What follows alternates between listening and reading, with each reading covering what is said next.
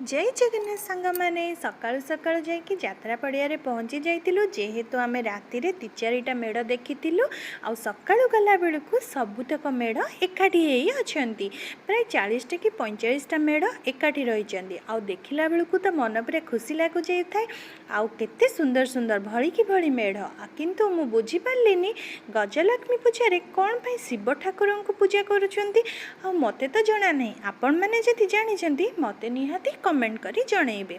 आ जेहेतु टिके सकाळु थिला भीड़ अल्प थिला किंतु दिन जेते होउथाय भीड़ सेते अधिक अधिक बढ़ुथाय। आ मेढ़ देखिला बेलू तो आखि पूरा मेढ़रू आसु न थाए।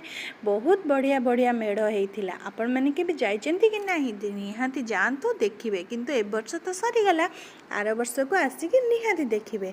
आ आज थिला ठाकुरंकर भसाणी यात्रा आ आमे टिके मेला बुलिलु आउ तापरे पळै आसिलु। चैनल भल लागिले लाइक शेयर सब्सक्राइब करिया को जमारे भूलिबे।